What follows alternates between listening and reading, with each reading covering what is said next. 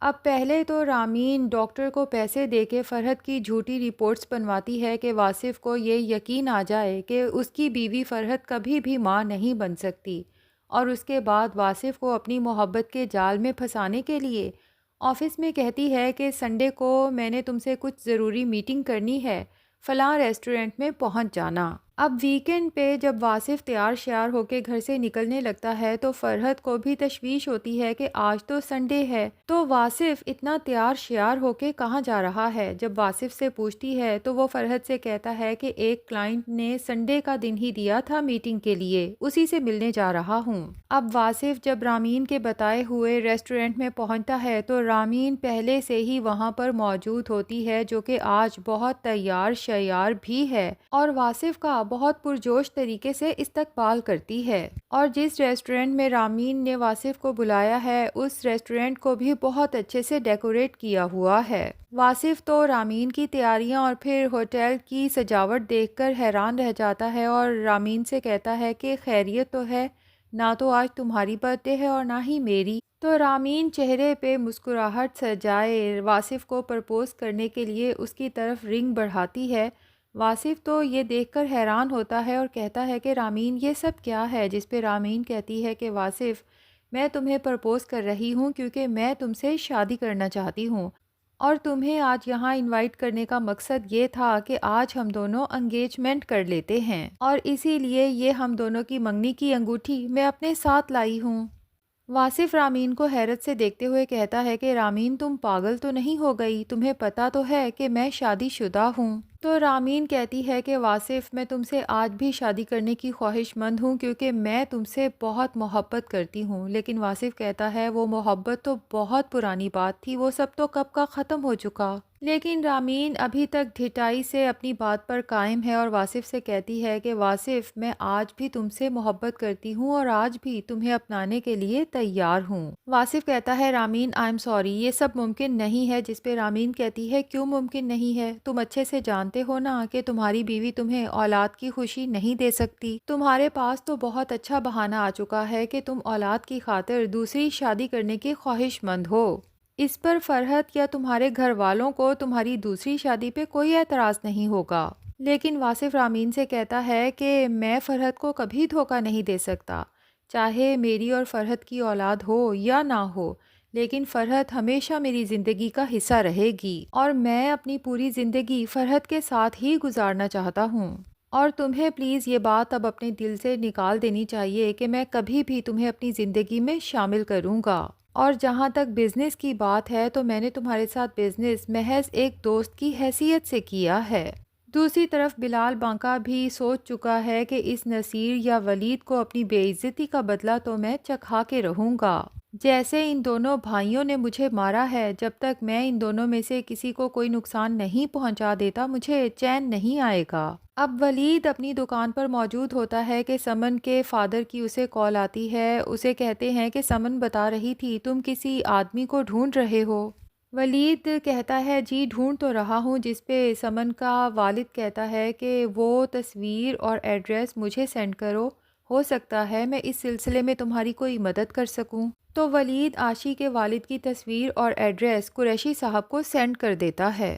قریشی صاحب وہ ایڈریس اور تصویر دیکھتے ہیں، اپنے ایک دوست سے ڈسکس کرتے ہیں اور اس کے بعد ولید سے کہتے ہیں کہ میرا ایک دوست کہتا ہے کہ وہ اس آدمی کو ڈھونڈنے میں ہماری مدد کر سکتا ہے، کیا تم ابھی اسی وقت آ سکتے ہو؟ تو ولید فوراً حامی بھر لیتا ہے کہ جی میں ابھی حاضر ہوتا ہوں۔ اب ولید قریشی صاحب کے پاس جانے کے لیے نکلتا ہے تو دوسری طرف بلال بانکا جو منصوبہ بنائے بیٹھا ہے کہ اس ولید کو کسی گاڑی سے ٹکر مار کے کچل دینا چاہیے اور ختم کر دینا چاہیے۔ اب بلال بانکا ایک وین والے کو اس کام کے لیے ہائر کرتا ہے۔ ولید قریشی صاحب کے ساتھ سڑک پہ کھڑا ہوتا ہے تو وہ وین والا اسے کچلنے کے لیے جب آگے پہنچتا ہے تو ولید کو دیکھ کر بلال بانکے کو کال کرتا ہے اور کہتا ہے کہ یہ تو ابھی بچہ ہے۔ بلال بانکا کہتا ہے بچہ ہے تو کیا ہوا، تمہیں کہا ہے نا کچل ڈالو اسے۔ اب گاڑی والا جب تیز گاڑی دوڑاتا ہوا آ رہا ہوتا ہے تو قریشی صاحب کی اچانک سے اس گاڑی پر نظر پڑ جاتی ہے۔ انہیں شبہ ہوتا ہے کہ کہیں یہ گاڑی ہمیں ٹکر نہ مار دے۔ اسی لیے قریشی صاحب ولید کو کھینچ کے ایک طرف کرتے ہیں، جس کی وجہ سے دونوں زمین پر گرتے ہیں اور دونوں کو ہی اچھی خاصی چوٹیں آ جاتی ہیں،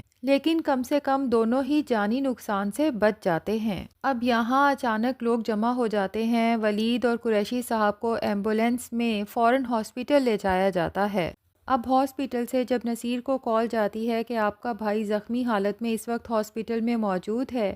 تو نصیر اور واصف دونوں ہی فوراً ہاسپٹل کی طرف بھاگتے ہیں، لیکن وہاں پہنچنے پر ڈاکٹر انہیں تسلی دیتے ہیں کہ زیادہ گھبرانے کی ضرورت نہیں ہے کیونکہ دونوں کو معمولی چوٹیں آئی ہیں۔ مرہم پٹی کے بعد نصیر جب ولید کو گھر لے کر پہنچتا ہے تو اسما اور فرحت دونوں ہی ولید کی یہ حالت دیکھ کر خاصی پریشان ہو جاتی ہیں، لیکن ولید انہیں تسلی دیتا ہے کہ زیادہ پریشان نہ ہوں کیونکہ چوٹیں زیادہ گہری نہیں ہیں، میں جلد ہی صحت یاب ہو جاؤں گا، اور انہیں بتاتا ہے کہ دراصل میں بائک سے گر گیا تھا، جس پہ اسما اسے سمجھاتی ہے کہ ولید تمہیں بائک آرام سے چلانی چاہیے۔ اب اسما کی جب عذرا سے فون پر بات ہوتی ہے تو وہ اسے بھی بتاتی ہے کہ ولید کا ایکسیڈنٹ ہو گیا تھا، جس کے بعد اسے کافی چوٹیں آئی ہیں، لیکن امید ہے کہ جلد ریکور کر جائے گا۔ لیکن عذرا تو یہ سن کے خاصی پریشان ہو جاتی ہے کہ اللہ خیر کرے، لگتا ہے مصیبتوں نے جیسے ہمارے گھر کا راستہ ہی دیکھ لیا ہے۔ دوسری طرف امبر اور آشی دونوں کا ہی بہت اچھے کالج میں ایڈمیشن ہو جاتا ہے اور دونوں کالج جانا سٹارٹ کر دیتی ہیں۔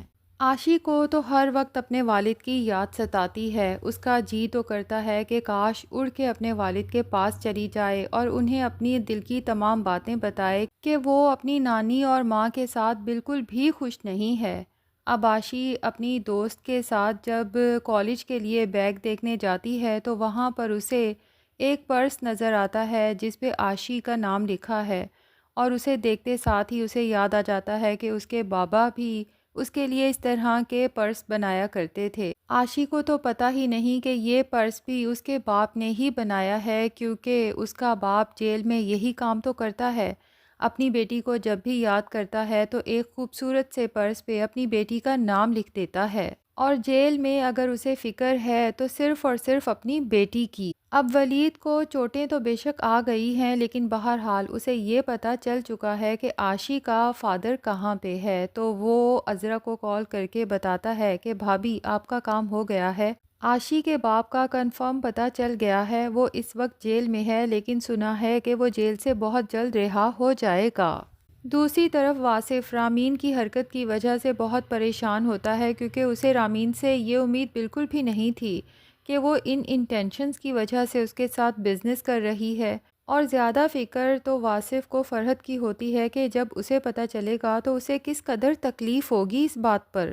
لیکن واصف سوچ بھی نہیں سکتا کہ فرحت کا دل دکھے، کیونکہ پہلے ہی بیبی نہ ہونے والی بات پہ فرحت بہت زیادہ افسردہ ہے۔ دوسری طرف واصف اب بہت مجبور بھی ہے، کیونکہ گھر کے حالات ایسے ہیں کہ واصف جاب بھی نہیں چھوڑ سکتا اور جاب پہ جانا اس کی مجبوری بن گیا ہے۔ واصف سوچتا ہے کاش اگر حالات بہتر ہوتے، اپنا گھر ہوتا، اپنی دکان ہوتی، تو میں کب کا رامین سے اپنا بزنس علیحدہ کر چکا ہوتا۔ دوسری طرف سائرہ کی بوتیک تو بالکل ہی خسارے میں جا رہی ہے، کیونکہ جو بھی کسٹمر آتا ہے وہ اسما کا پوچھتا ہے کہ اسما کہاں ہے، ہمیں اسی کے ڈیزائنز چاہیے۔ سائرہ سوچتی ہے کہاں سے لاؤں اسما جیسے ڈیزائنز، غصے میں گھر آتی ہے تو اس کی ماں اسے دیکھ کر پریشان ہو جاتی ہے، اسے پوچھتی ہے غصے کی وجہ، تو سائرہ بتاتی ہے کہ جو بھی کسٹمر آتا ہے وہ بس اسما اسما کی رٹ لگائے رکھتا ہے، اور میری بوتیک میں تو اس وقت اتنا نقصان ہو رہا ہے کہ جتنے پیسے میں نے اس پہ لگائے ہیں وہ سب کے سب سمجھو ڈوبنے والے ہیں۔ تو سارہ کی ماں کہتی ہے بوتیک کو چھوڑو، اپنی بیٹی پہ نظر رکھو، تم دیکھتی نہیں ہو کہ وہ کس قدر پریشان رہتی ہے آج کل۔ سارہ پوچھتی ہے کہ اس وقت کہاں ہے، جس پہ اس کی ماں بتاتی ہے کہ اپنی دوست کے ساتھ بازار گئی ہے، کالج میں ایڈمیشن ہو گیا ہے تو اسی سلسلے میں کچھ چیزیں لینی تھیں۔ سارہ کو بھی فکر لاحق ہو جاتی ہے، اپنی ماں سے کہتی ہے کہ مجھے بلال بانکے کی وجہ سے بہت تشویش رہتی ہے کہ کہیں وہ عاشی کو کسی قسم کا کوئی نقصان پہنچانے کی کوشش نہ کرے، کیونکہ شادی کی بات تو وہ کر ہی چکا ہے اور یہ بھی دیکھ چکا ہے کہ ہم نے ابھی تک حامی نہیں بھری، ظاہر ہے کہ اب میں اس جیسے بدمعاش آوارہ آدمی کو اپنی بیٹی تو نہیں دے سکتی۔ تو ناظرین کیا لگتا ہے، کیا بلال بانکا عاشی کو کوئی نقصان پہنچانے کی کوشش کرے گا یا اس سے پہلے ہی بلال، بانکا، سارا اور یہ پھپھو جیل کی سلاخوں کے پیچھے ہوں گے؟ کمنٹ سیکشن میں اپنی رائے کا اظہار ضرور کریں، اور اگر چینل پہ نئے ہیں تو پلیز چینل کو بھی سبسکرائب کر لیں۔